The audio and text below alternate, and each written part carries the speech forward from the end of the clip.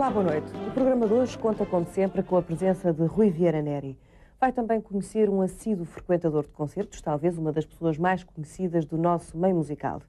Mas para já vou dar-lhe a conhecer o duo pianístico português mais recente. Ele é formado por Artur Pizarro e António Rosado. Cada um deles tinha já o mérito assegurado e reconhecido pela crítica e pelo público e faziam a sua carreira como solistas.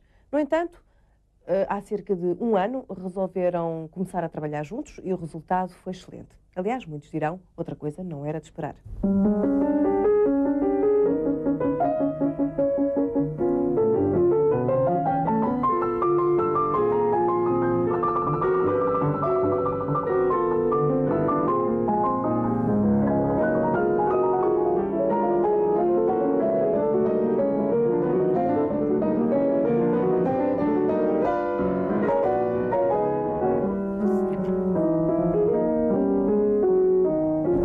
Vocês os dois têm já uma carreira reconhecida pelo público e pela crítica. Foi por isso que só agora decidiram fazer um duo para ficar?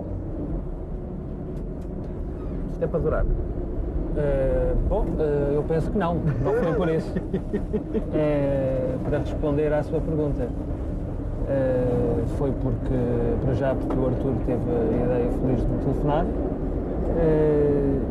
E foi uma coisa que começou bem e esperamos que continue. A minha pergunta era mais no sentido de vocês primeiro quiseram afirmar-se enquanto solistas, cada um de vós, e depois então agora afirmarem-se como duo. Acho que é essencialmente um prazer.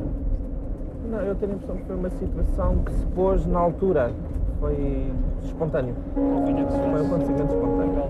Se tivesse acontecido antes, teria acontecido antes. Conhecíamos muito superficialmente. Tínhamos conhecido assim durante meia hora, em Paris, aqui no conservatório. Claro que eu sabia perfeitamente quem ele era depois dos concertos e com o Cristiano da Mota que ele fez, e com o Cristiano da Mota que eu fiz, e de ver o nome dele nos cartazes, e etc.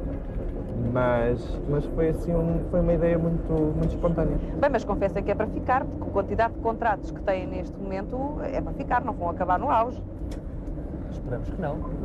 Enquanto houver pianos em salas que tenham dois pianos mais ou menos. Vocês não derem cabo deles todos, não é? Nós não demos cabo deles todos, enquanto as pernas não caírem todas.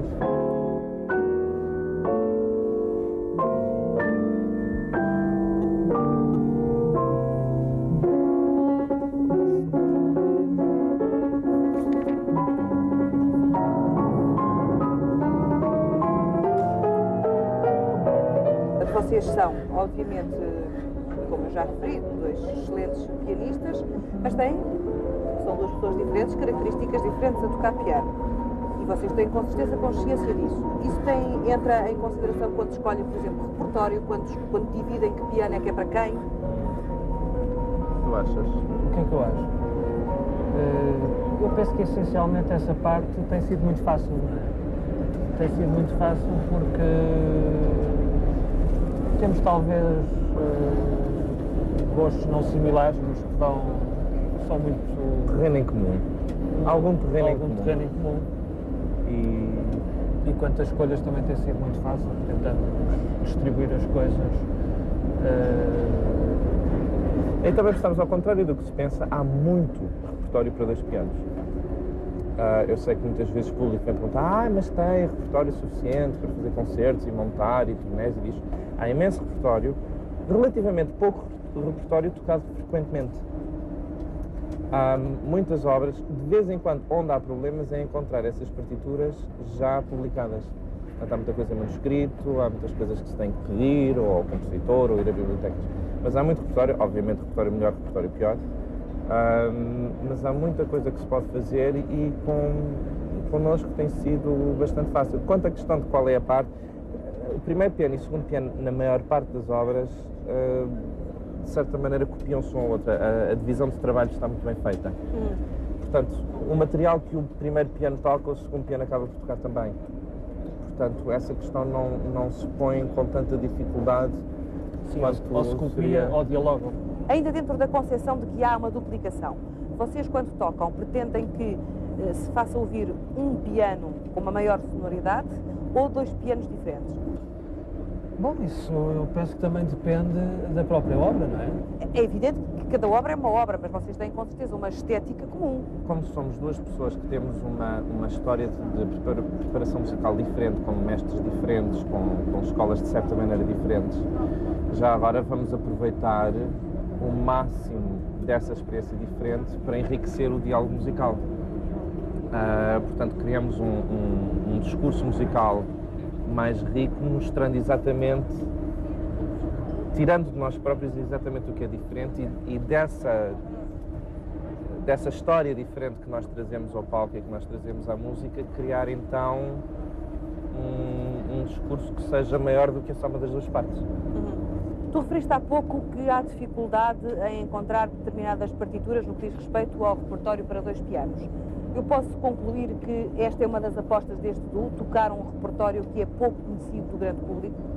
Em parte, sim, e depois também, sabe, como há relativamente poucos duos que realmente se dedicam, e como o duo é uma coisa que, por parte de promotores, pensam sempre que é preciso que seja uma coisa mais, digamos, entre aspas, popular para atrair público. Há sempre a La Valse de Ravel e a segunda suíte de Rachmaninoff e a sonata de Mozart, que obviamente também iremos interpretar, mas possivelmente dentro de um contexto musical, dentro de um contexto programático ligeiramente diferente. Portanto, mostrar relações diferentes entre as obras e inserir obras diferentes e compositores novos e até parece que vamos tocar umas coisas portuguesas. Exato. Provavelmente as pessoas interrogam-se como é que 2 pessoas que não vivem no mesmo local, no mesmo país, se conseguem juntar e fazer um produto final com tanta qualidade. Para que as coisas resultem, é para já uma certa disponibilidade das pessoas, no nosso caso os 2, e sobretudo uma grande preparação de parte a parte, e realmente até agora não temos tido problemas. Portanto, segundo vocês, quando nos encontramos, digamos que as coisas já estão mais ou menos? Já estão mais que mais ou menos. Mais ou menos. Portanto, vocês acham que no repertório para 2 pianos, o que é fundamental é cada um preparar-se muito bem individualmente? Exatamente. E depois há como à medida que passa o tempo e que fazemos um maior número de concertos, vamos conhecendo melhor, podemos antecipar certas coisas que podemos preparar separados. De vez em quando vem cá, eu passo uns dias antes do concerto e ensaio com ele. Já tem ido o António a Brighton, na Inglaterra, ensaiar comigo. Ainda não ensaiamos por internet, mas por lá caminhamos. Temos que montar uma máquina e um microfone em cima do piano para podermos ensaiar por internet. Eu acho que era ótimo. Mas que agora é muito mais fácil do que foi no início. Sim, agora é mais fácil. Não, e o facto de eu não estar a viver nos Estados Unidos, estar a viver em Inglaterra, claro, também facilita um pouco claro, a ideia de se bem, ter um... se bem que no início, mais difícil foi pela expectativa, porque realmente Sim, não... Porque há muito mais pressão da parte do público. Estavam com medo disso? Medo não, mas também estávamos com expectativa, tal e qual como o público, penso. Como é que sairá? Como é que irá? Isto irá dar bem? Nós vamos nos dar bem? Como é que é? Como é que não é? O facto de se darem bem fora dos pianos é uma coisa importante? Não, acho que sim. Tu achas que sim? Eu acho que sim. Eu acho que é muito importante, tanto mais que o do pianístico vai para além do que se chama normalmente a música de câmara, com entre instrumentos diferentes, não é? Aqui trata-se de 2 instrumentos iguais. E, portanto, não há dúvida que todos os detalhes, enfim, a comparação é feita entre instrumentos, em princípio, idênticos, e, portanto, isso é obviamente importante.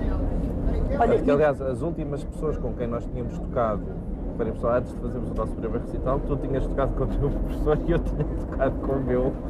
Portanto, mostra que são uniões mesmo... Tem que haver uma bagagem pessoal. E dos de piano à parte, vocês continuam a achar que hoje em dia a classe dos pianistas é uma das que se detesta mais entre si? Não nos esqueçamos dos maestros, dos cantores, dos violinistas. Como dizia, acho que era o Michel, mas não quem dizia que estava muito calor na sala porque estava a tocar o Isaac Stern. E um pianista que se sentou ao lado virou-se e disse: não, para os pianistas não está calor nenhum. Portanto, não, acho que não mais do que outros. O planeta tem estado a diminuir de tamanho, agora com telefones e aviões e jatos, mas acho que ainda há espaço para toda a gente.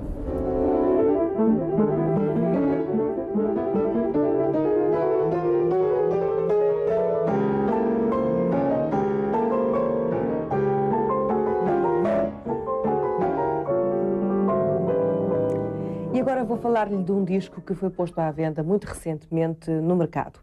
Chama-se Bach in Brazil e é interpretado pela Camerata Brasil.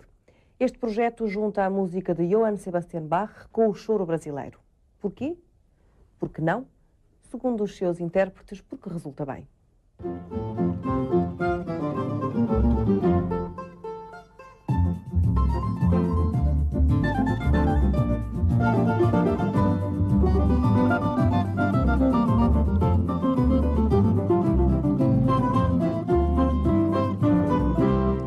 E a Camerata Brasil estará durante este mês em Portugal, esteja atento. E vamos agora passar a falar com Rui Vieira Neri sobre justamente música do século XX. E olhando para trás, o século XX podemos dizer que foi o século das rupturas, da vanguarda, mas também, se calhar, e por causa disso, o século em que houve mais divórcio entre a criação musical contemporânea e o público. É verdade. Curiosamente, se nós pensarmos, inclusive no século XIX, em que o repertório que se fazia era fundamentalmente o repertório composto no momento, e nem sequer havia grande curiosidade em relação à música do passado, o século XX é um fenómeno completamente novo. Logo à cabeça porque tem uma série de rupturas técnicas, musicais, difíceis de compreender para um público menos informado, digamos, dos segredos da linguagem musical. É o caso logo do Debussy, com a sua abertura às músicas não europeias, é o caso de um Schoenberg com a abertura à tonalidade, depois no pós-guerra o serialismo integral, que é, digamos, um puzzle assustador para quem intelectualmente não esteja completamente por dentro do sistema de escrita, todas as músicas eletroacústicas e concretas com Stockhausen e todos os outros autores, ou seja, há uma série de autores desse tipo que avançam numa evolução, digamos, contínua, constante, radical, afastando-se cada vez mais do gosto médio do público e, portanto, também, digamos, de alguma maneira, excluindo a maioria do público da comunicação com a sua própria música, ao ponto de haver uma célebre butada de um grande compositor de vanguarda americano, Milton Babbitt, que dizia "Who cares if they listen?" Quem é que lá saber se eles estão a ouvir ou não estão? Mas isso, desculpa interromper-te, mas isso não é um pouco estranho? Porque será concebível que um criador artístico, neste caso concreto musical, não pense no seu interlocutor? É evidente que pensa. É evidente que isto que o Babbitt estava a dizer era uma boutade, porque o Babbitt, obviamente, como todos os criadores, gostaria de ter um público que o aprecia, que dialoga com ele, que interage com ele. O que acontece... Mas não haveria um espírito, enfim, disso nos compositores? Haveria um pouco o espírito de dizer, que é um espírito que vem da ideia romântica tradicional, de dizer, bom, o compositor, o artista criador está à frente do resto da sociedade. Se a sociedade for capaz de perceber o que ele está a dizer, tanto melhor. Se não, as gerações vindouras vão perceber, porque o artista anunciou o futuro, era a velha ideia da música do futuro, que já o Wagner e o Liszt propunham em meados do século XIX. Agora, também há que dizer que estes compositores de que eu falei, os grandes radicais, os grandes experimentalistas, não são o exclusivo da música do século XX. Ou seja, no panorama da música do século XX há que falar de compositores absolutamente da tradição romântica tonal, como Puccini, como Richard Strauss. Há que falar de outros compositores já da segunda metade do século que continuaram com uma linguagem muito mais perto da tradição tonal, como Poulenc ou como Britten.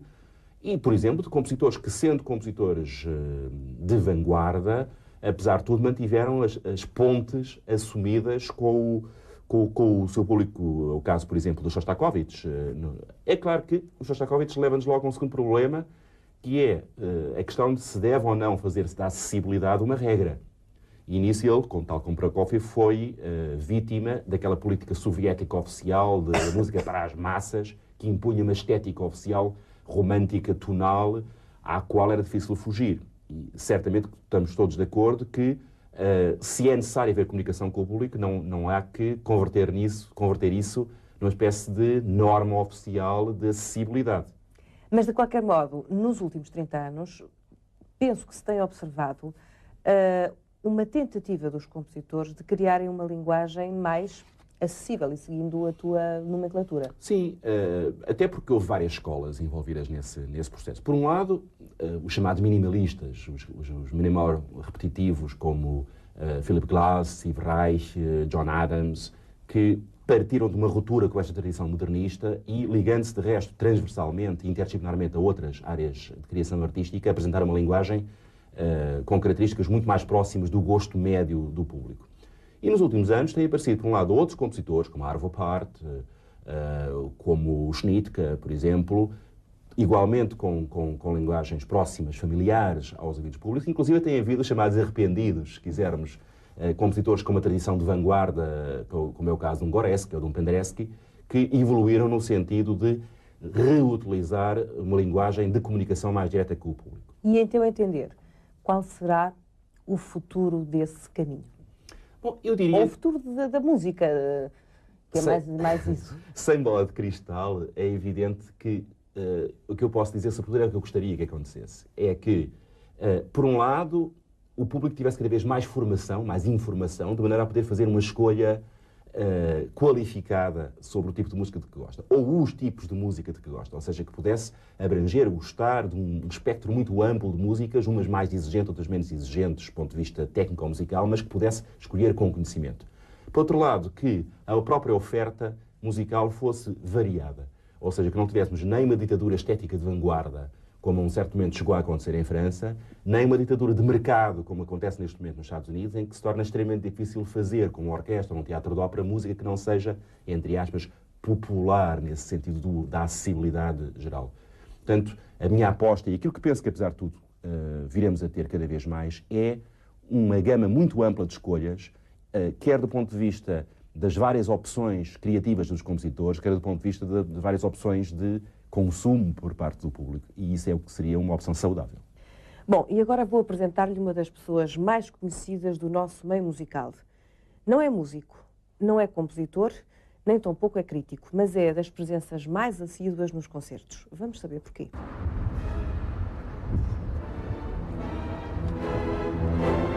Como está? Obrigada. Até logo.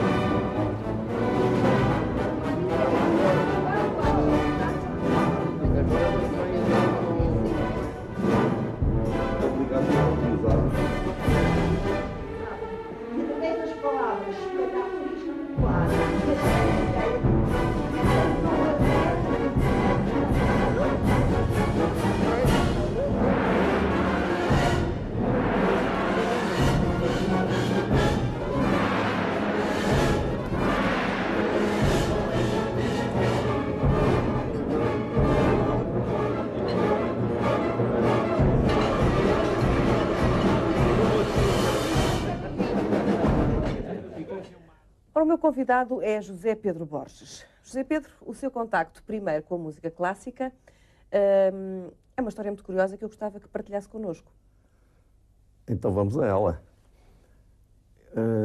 Ela começou em 1960, mas nessa altura eu já tinha muitos anos de agiotismo. Eu fui funcionário bancário, de modo que era prática minha e de outras pessoas, ao sair do banco, passarmos pelo pirata nos restauradores. Molhávamos a palavra e depois cada um ia à sua vida. No entanto, nesse dia, ao passar junto do Coliseu dos Recreios, verifiquei que havia muitas centenas de pessoas numa rampa, olhando para uma parede que suponho seja a do Ateneu, conseguindo sem paisagem, à Torreira do Sol. Volto atrás, fui à bilheteira do Coliseu perguntar o que é que se passa. Estão ali tantos tanços. E o que se passa é que vai cantar a Butterfly. Ah, sim, quanto custa? 7.500. Bons tempos. Galinheiro. E eu dei cá um. E fui assistir e fiquei imediatamente... Foi o seu primeiro contacto com a O meu música primeiro clássica. contacto. Foi por ter visto muitas pessoas e por pensar, se eles estão ali, eu também, em princípio, devia estar. Exatamente. Apesar de lá em casa toda a gente se identificar fisicamente com a música, o meu pai tocava violino de ouvido. A minha mãe lia partituras, fossem quais fossem, à primeira vista, e cantava-as. E a minha irmã estava estudando o piano, órgão, etc., no conservatório. De modo que o único